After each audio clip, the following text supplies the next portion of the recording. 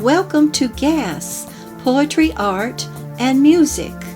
I'm your host, Belinda Subraman.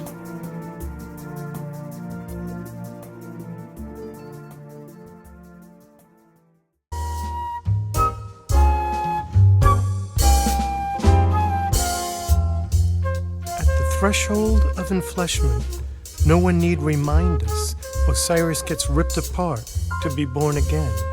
So we're putting in a few appearances, swirling in the whirlwind, seeking out great rounds, rickety rattle of rock, scissors, stones, ghosts and old bones, scat rattling, earthquake shakedown to a trail underground.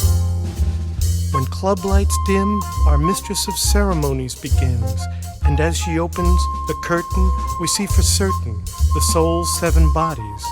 We know whatever's left of us is making pilgrimage to Benares or Luxor, a turn toward Mecca or the other shore. The shining grace of our original face we may no longer recall.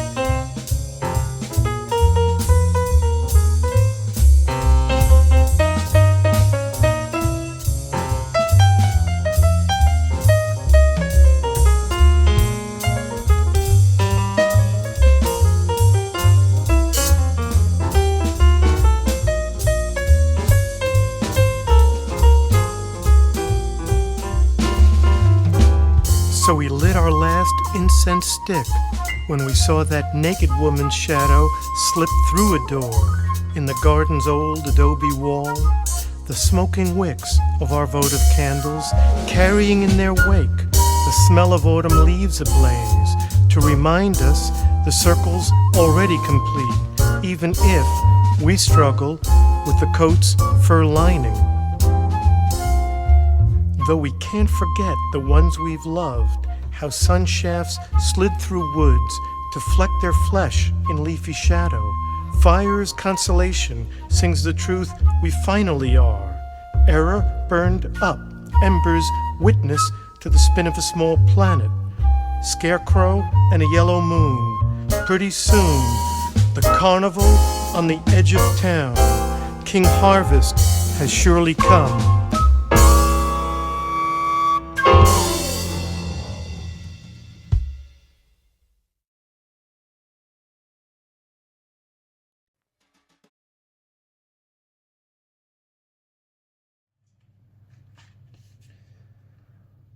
One of my genes is better than 10,000 kinds of life by Cao Shui China. People came from all directions, like rivers flowing back to the high land, like souls ascending to the stars, from China, India, Persia, Greece, Egypt, Canaan, Jerusalem, and Varanasi. We arrived calmly too. From Dunhuang to Babylon and Samarkand, we arrived at the round top of the dome. Tall stone pillars were erected up to the sky. They entered through 6 doors. We descended from the dome. The Chinese spoke of the Yellow Emperor in Chinese. The Greeks spoke of Zeus in Greek. The Indians spoke of Indra in Hindi. The Jews spoke of Jehovah in Hebrew. The Egyptians spoke of Ra, the god of sun, in Egyptian. The Persians spoke of Marduk in Persian. They argued endlessly. We couldn't understand each other's language, but we knew what they were talking about. We read a lyric of the Tower of Babel, words against people from all over the world. They were all shocked under the sun and the moon. The Sumerians embraced the Akkadians. Huangdi's tribe danced with Yandi's tribe. The Cretans played with the Mycenaeans. The Dravidians sang with the Aryans. The Etruscans toasted the Latins. They came up and shook hands with us. The Archangel Metachon came forward and sang, "Your words are better than 100,000 books. One of your poems is better than 100,000 languages. One of your dreams is better than 100,000 kinds of life. I'm Mithras, I'm Maitreya, I'm the Archangel Metachon. We saw it from the dome. The pillars around had a phallic shape. Our soft dome was a vagina. The Archangel painted the Metachon's cube. The secret of everything was in their midst. People were galloping on horses with 2 heads to tell each other about themselves. From Babylon, from Chang'an to Luoyang, Beijing, Nanjing, Kyoto. From Rome to Byzantium, Moscow, Vienna, Berlin. From New York to Los Angeles, Machu Picchu and Tenochtitlan. One gathering was better than 100,000 meetings. Everything started from here, and everything will end here. Eventually, we will see our children and grandchildren scattered all over the world. Alpha, Omega. There, in the glint of a divine eye, iris memories shimmer. What has been and what will be flicker. I am a blessing granted, ageless, in a shroud of black holes. My path does not end, as silk supernova threads tied to a solar cross of prayers. Eternal loose change of heaven jingling in God pockets of space. 6 rupee, euro, yen, and peso, mountains I've always dreamed of climbing to reach the open sky market of my soul. There, in the blink of shooting stars, I barter gravity, time, grace, to make me mine, yours, ours, untainted. tender.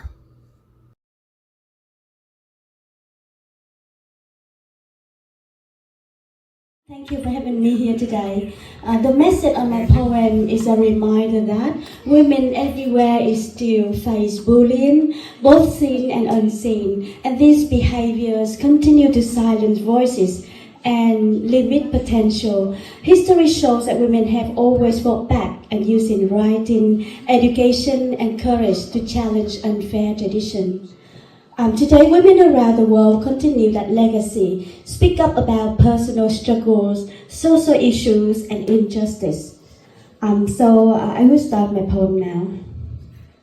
A window across oceans. A girl alone in a small room. She opens the screen and waits. Her thoughts stretch across rivers and cities, from Vietnam to Australia. The walls do not speak her language. Her voice moves quietly through cables. Courage grows in stillness. Patience becomes her companion. The light flickers and the signal slow. Her hands hover above the keys. She reaches for knowledge. She reaches for herself. Distance cannot hold her. Obstacles cannot weigh her down. And she rises, she reads, she learns, she hopes the world still see her. Thank you. Sailing. Roots crawl through darkness, grow steady, come up for air. Eyeless, seeing God. Who knew I would leave a patch of gravel that stands only in memory? The palm trees dead in a frost year, the live oaks brittle as bones. A patch of expectations that expired in a summer of extreme heat, as I landed aboard a ship without anchor. Mosquitoes from home follow. You can never leave a certain past. They hover and bite exposed lives. On this craft, we've built a tent of ramshackle hopes. Hopes that sit like frogs, ready to leap from our refuse of leftovers. A straw angel from a Christmas tree. A photo of a friend at 10 years. The crucifix of a girl whose Jesus had fallen off. After each storm, when our tent has washed away, we lie under open sky and read the clouds. They reveal landscapes where we find people dead and living, and invite them to dance. The cloudbirds dance too, the confusion a relief, though our space is limited. Afterward, we sit together to serve a meal of sea air. The singing begins while our chosen sailor keeps watch on high in the crow's nest, searching the distance for borders. He sees none. Just the horizon. We now suspect that the beginning meets the end, and the end the beginning. We sail confidently forward to that junction where love is afloat. Hi, this is Bengt of Björklund, Sweden Beat Poet Laureate for life. The old lady sat by her window. The sky was turning into a dying soldier in bed. The eyes of darkness were swollen from crying. In the distance, flashes of raw fire ripped through the fabric of the night, shredding her burning memories into faces and raw body parts, calling for mud turning cold. Only one more house was standing among the smoking ruins, rejected by the missiles and indifference. There her sister was getting dressed. She needed more firewood. A dog died that night, thin like a sliced ghost, full of shrapnel, yelping by the roofless church, alone, scared, abandoned. It started to snow.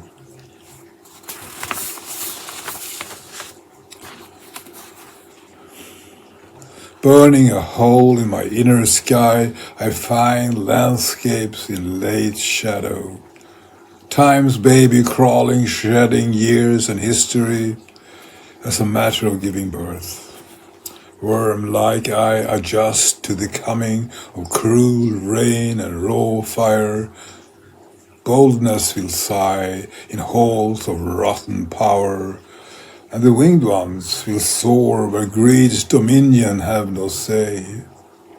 The world will heal in a dream that walks the day into forgive and forget, handing out band-aids to the slow and weary. And the last one. Late summer evening folds slow ducks and wild air into neat packages meant for oblivion. It's a closed-circuit evening, raw nerves laid bare, circular man recedes at dusk. Lurking in a somersault summer salutation, I roll this old lawn into a different perception, lending faraway islands food and intention. I see you crouch behind a hearse on fire, feeding the flames with fear and loathing. I see you and walk away, not meaning to interrupt.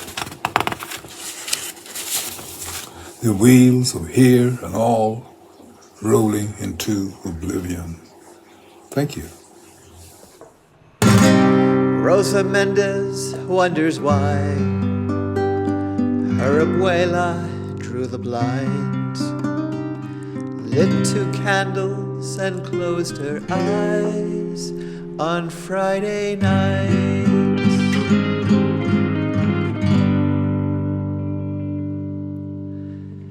Lights lead home, lights lead home, over ocean of soul. Here in this new world land, Rosa starts to understand traditions hidden, lost or banned since Ferdinand.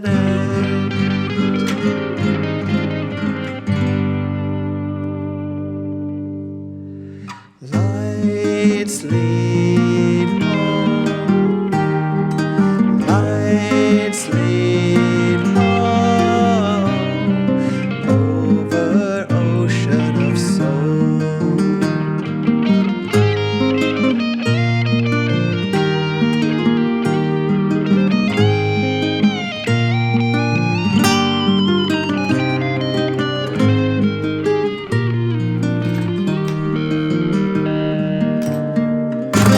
It's like she found an ancient key and opened doors of memory.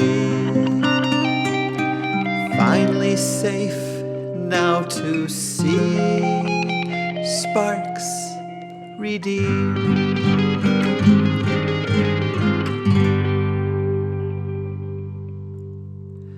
Lights lead home, lights lead home, over ocean of soul. Lights lead home, welcome home, over ocean of soul. Sobre el alma del mar.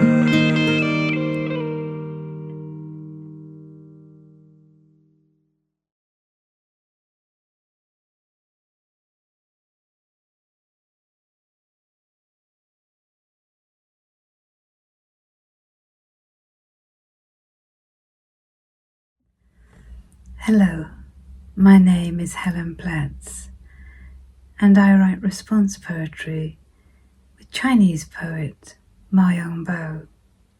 And in December, we wrote 2 response poems entitled Because in Winter. And I'll read the English versions for you now. I'm driving in the car, I'm a passenger. I look into my phone in my WhatsApp messages, and here is the poem from Ma Yongbo. Because in winter. Because in winter there needs to be a snowfall to keep me awake, or to wake me up. There needs to be a death. Winter. A naked body slips into the rigid earth. Winter. The dead can no longer be part of the earth. How to lighten the weight of this earth? Let it stay transparent. Let everything be revealed. Let absence fill all things. Let the setting sun not set, but melt and fade away. You will no longer gaze at yourself in the mirror. You will no longer chase any perfect forms, including the moon and the apple, for things happen only once, including death. For in winter, the mirror and the earth are still flowing. I want to write a response straight away. I always do. And I write into my phone and text this back to him. Because in winter. The mirror is an open door, continuously reversing. Lost silver gazes regained. The earth whole and swallowing all that is returning. The sweeping light gesturing to life to come nearer. The moist dew on the mistletoe deepens the wet brown fur on a fawn's back as we start out for the forest and the muddy path. The brittle sound of sleet cascading in confusion. The rain has backed itself up inside the clouds, so they can only throw it downwards. We stand betwixt apples and moons, and our thoughts place themselves into both. The majesty of endings dips its head in the rainwater, like a giant, many-antlered stag. I will read the poem Because in Winter in Chinese. 因为在冬天需要有一场雪让我一直醒着，或是醒来，需要有一场死亡。冬天，赤裸的身体滑入坚硬的大地。冬天，死者不再能够成为大地的一部分。如何减轻这大地的重量，让它保持透明，让所有的一切得以显现，让缺席将一切充满，让落日不是落下，而是融化和消散。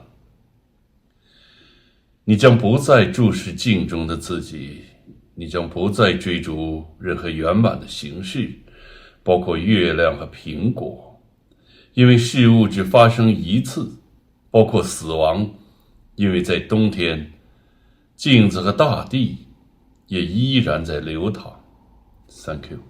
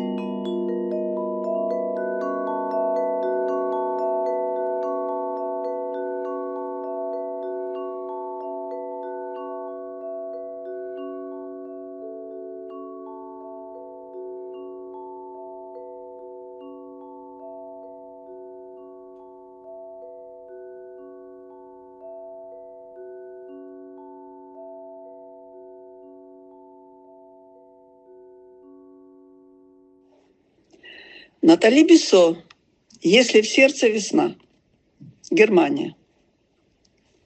Мне дни и ночи грезится весна. Она и в сновидениях мне снится, и улыбается сквозь шторы вновь луна, и уговаривает вновь в весну влюбиться. Такие трели соловьиные звенят, что сердце вырывается наружу, а запахи волнуют и пьянят, и теребят взволнованную душу. Но разве можно, много лет прожив, в весну влюбляться, верить снова в сказку? Себе и мужу голову вскружив, ловить мгновение чуда без опаски, растормошить сердец спокойный ритм и окунуться в бурю откровений, прильнуть в объятия с шепотом молитв, пуститься в путь прекрасных приключений. Ах, вьется вновь сердечный мой мотив, преодолев и взгоды, и печали, нас с мужем новым счастьем одарив, чтоб мы его ничем не огорчали. If there is spring in the heart, I dream of spring day and night. I dream about her even in my dreams. And the moon smiles through the curtains again, and he persuades me to fall in love with spring again. Such nightingale thrills ring that the heart is bursting out, and the smells excite and intoxicate, and teases the excited soul. But is it possible, having lived for many years, to fall in love with spring, to believe in a fairy tale again, turning my head and my husband's head to catch moments of wonder without fear, to shake the hearts of a calm rhythm and plunge into the storm of revelations, to cling to the embrace with a whisper of prayers, embark on a journey of wonderful adventures. Ah, my heartfelt motive is finding again, having overcome both years and sorrows. My husband and I were blessed with new happiness, so that we don't upset him in any way.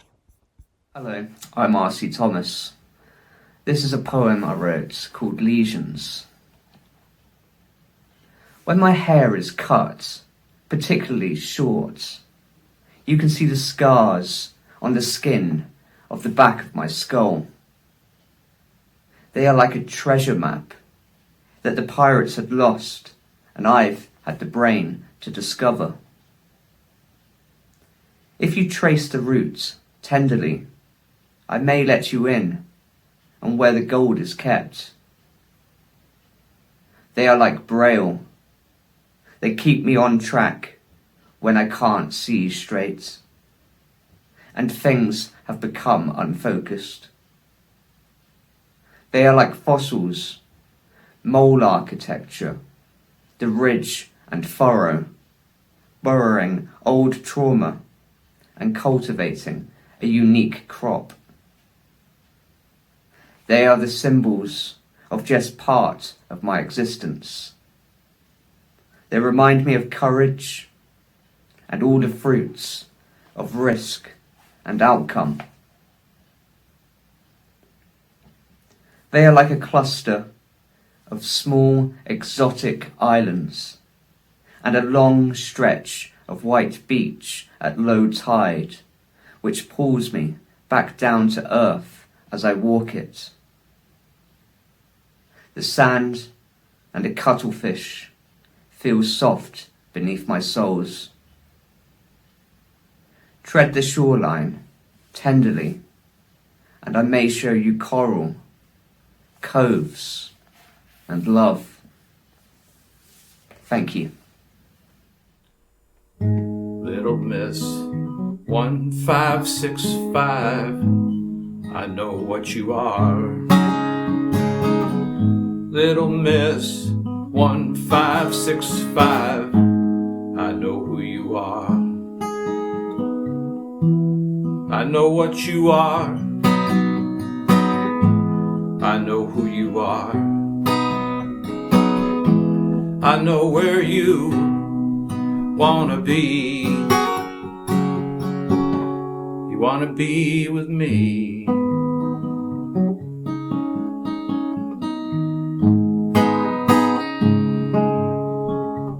July 6, 1944 in Hartford, CT. That's the day you went to Big Bertha with Mother and me. They used kerosene, they used gasoline, and the big top came down like a bad dream. It was a horrible scene.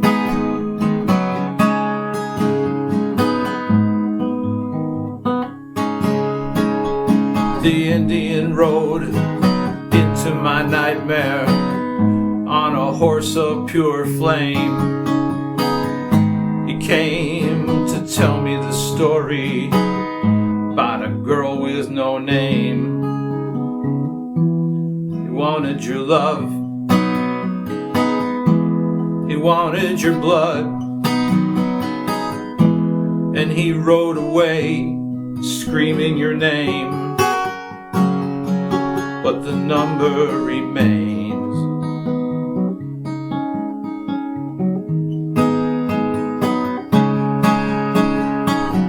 Little Miss 1565, I know who you are. Little Miss 1565, I know what you are. I know who you are.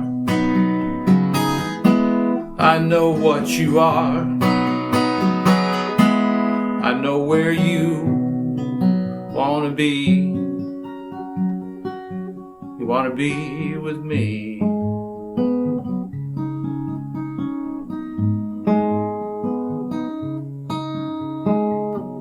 They said that you were just sleeping. I know what they said. They said that you were just dreaming. That's what they said. They said you were dead. They said you were dead. They said that you died on the day the clowns cried, and I could feel it inside.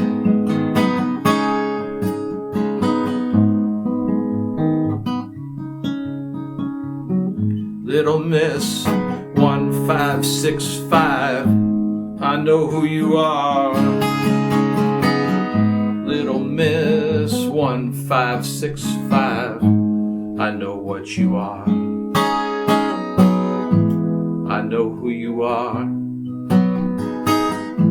I know what you are. I know where you wanna be. Wanna be with me.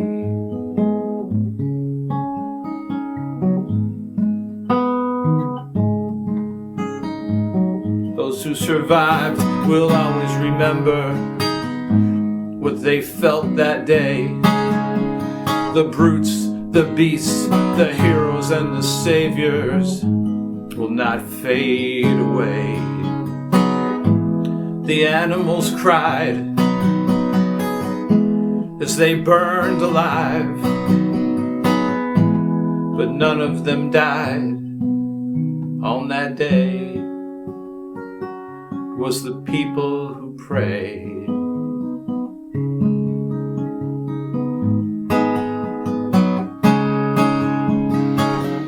Little Miss 1565, Little Miss 1565, Little Miss 1565.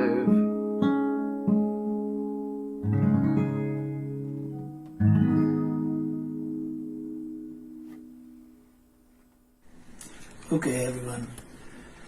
I'm going to do 2 short poems in English.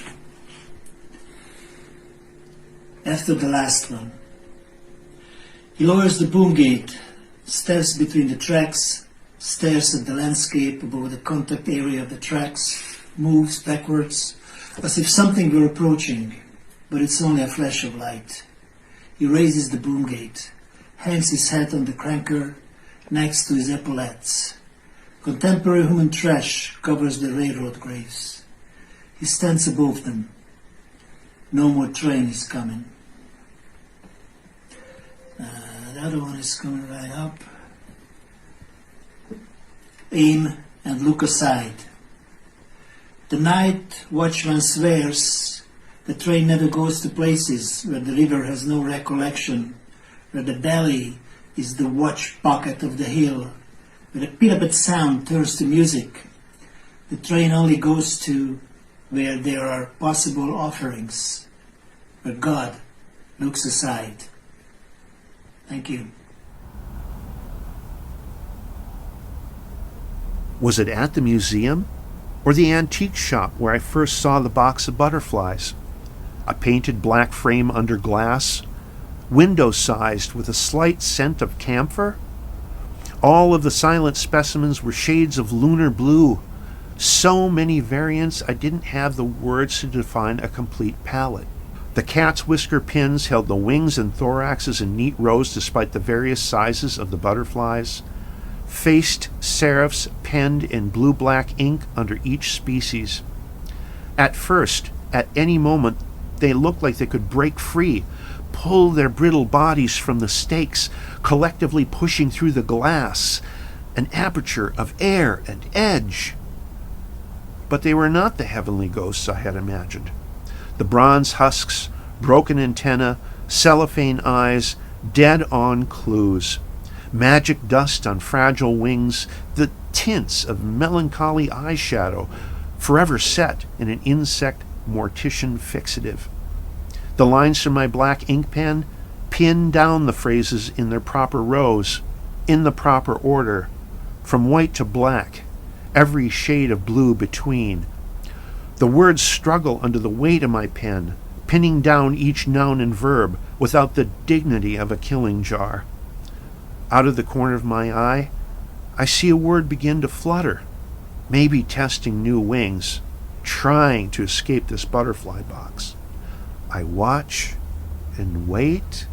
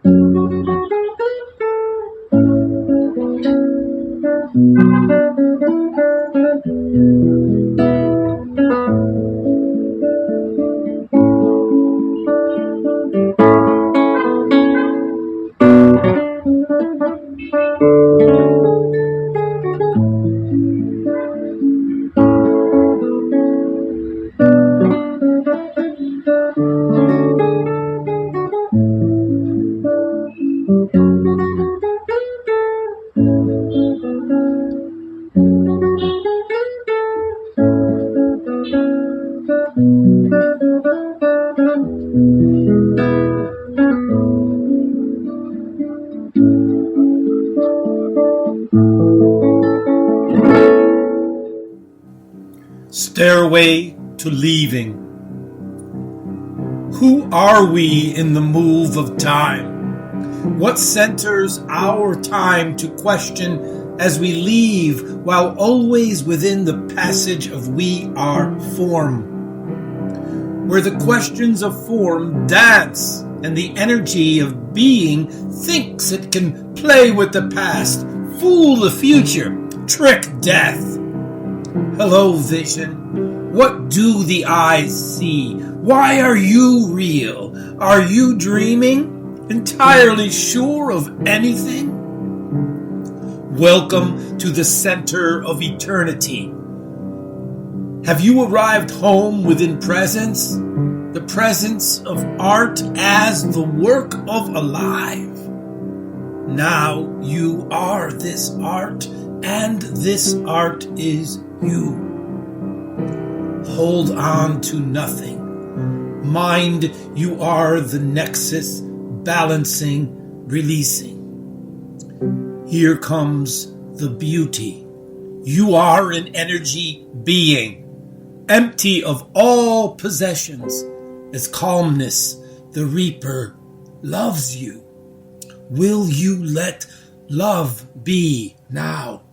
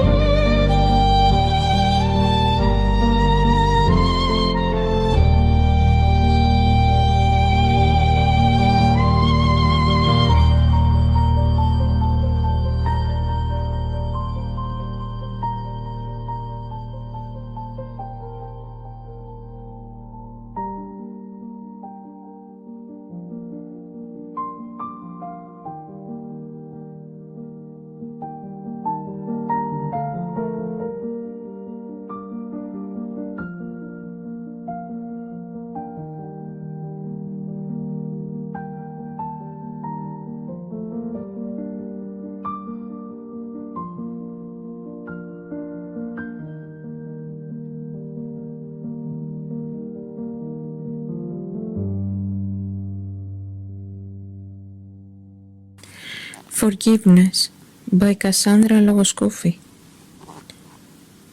Forgiveness.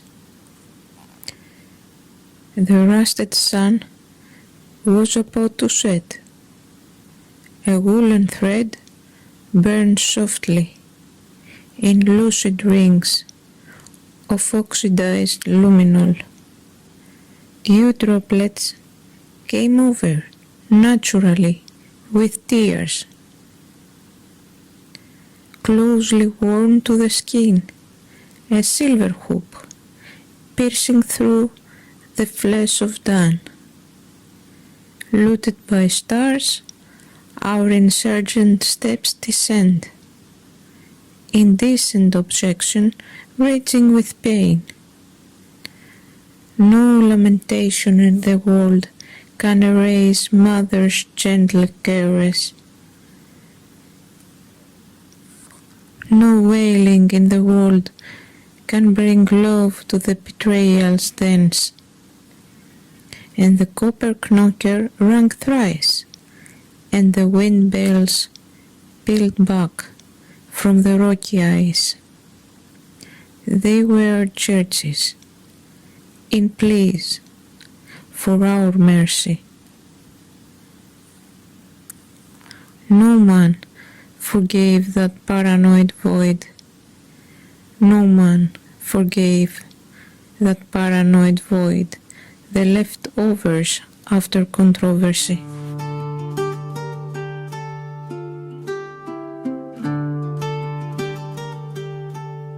To learn the language of oceans, to be kissed by mist and fog, to be drawn by the mountains to climb,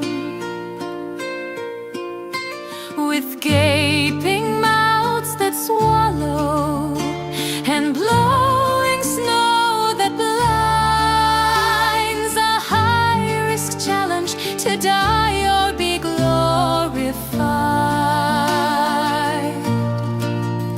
We long for adventure, sensation as fuel, heart the engine, mathematics in the flowing, organic cosmos toying with our human brains.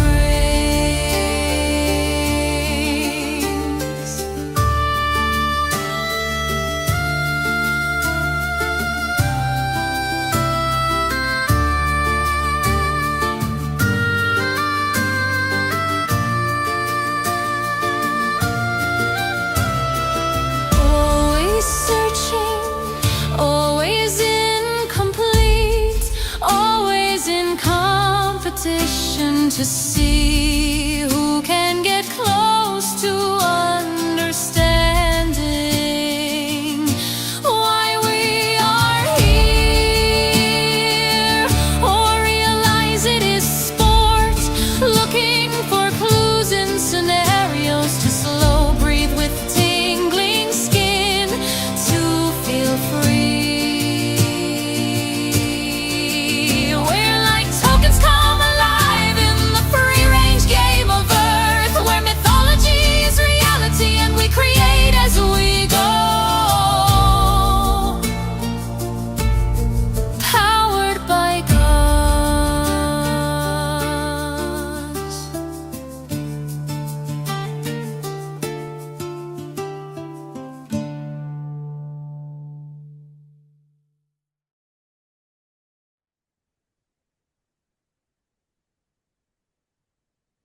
Hi. Hello. How are you? Well, I guess I'm doing fine. Wonderful to be here as part of this international coven of the arts. For my contribution, I thought I'd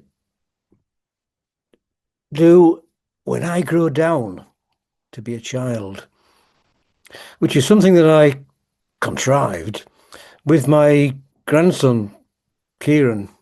He threw some ideas in, I threw some ideas in, and I'm no longer sure which are his ideas and which are my ideas, but this is it anyway. So it's with Kieran's help. When I was a child, we only had two kinds of biscuits. One made of sand, the other made of soil. When I was a child, I preferred the biscuits made of soil because sometimes you might find a crunchy stone inside, and if you were very lucky, you might find a juicy worm in your soil biscuit. When I was a child, we couldn't afford to have a sun in the sky, so we had to use a very big candle that was higher than the trees. In the evening, my father would get a very tall ladder so that he could climb to the top of the very big candle and blow it out so that we could have night time. When I was a child, there were no computers, so we used to dig up the ancient bones of dead people and carve them into the shape of computers, then use dry twigs to make an internet. When I was a child, I couldn't afford to have my own brain, so I made a brain out of folded cardboard, then cut a hole in the top of my head and pushed the folded cardboard brain inside. It worked fine, except that I would wake up in the middle of the night with a craving to eat pieces of paper. Discipline was strict at the school I attended. For a minor infraction, the miscreant would be used as target practice for archery classes, while more serious offenders would be blown to pieces in a controlled explosion. As a result of this policy, very few students survived to graduation. When I grow down to be a child, the world will again become that magical realm. Thank you, Belinda. Split second, split hair, split again, then again, with teeth, with strings of hair, hanging in midair, weave it together as a 3-3 theater, when spring comes, the disrupts, the branches out, and some blooms on each one of them, 3 am, the 3-3 theater, submerges in weather, and fills with juniper, leaving her tetra, split second, split hair, split again, then again, with teeth we made together as a 3-3 theater, split, 3, 2, 1.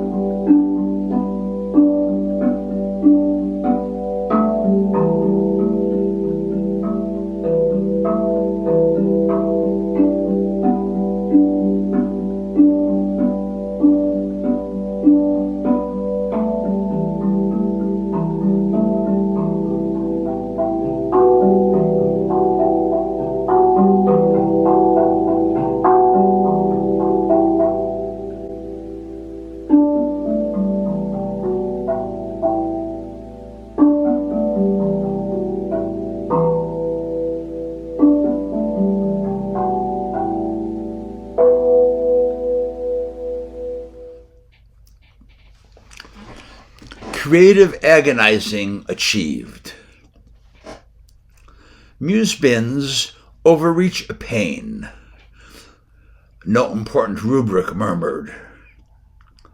Its retrospective reverb attack blindfolds.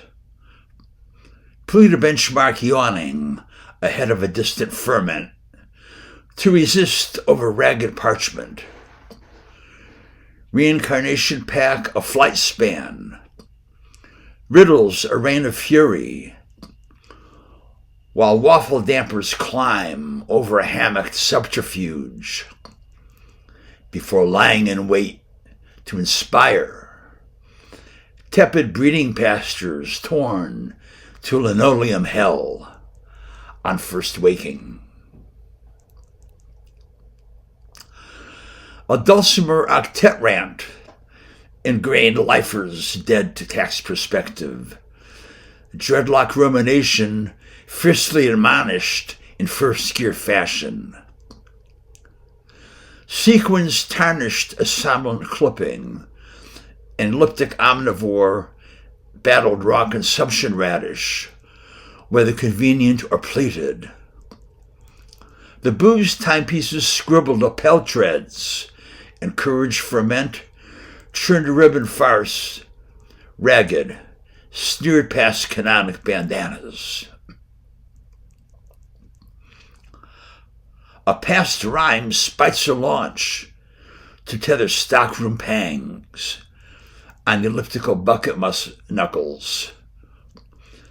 Grappling museum gateway intensifies cheddar barristers.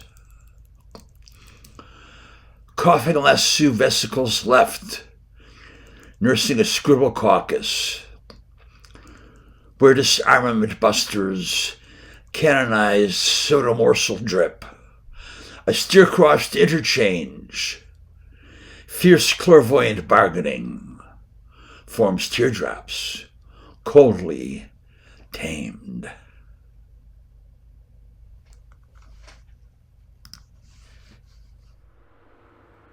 A rumbling can be heard on the horizon, a great stirring underfoot, as dry, dying leaves cracking crumble from the wayfaring down on them. The march into battle echoes in far-off villages and mighty metropolis, as clear as a fallen pin. A wisp of wind in the Sahara is all that is needed to create a sandstorm in the dust bowl of the Midwest.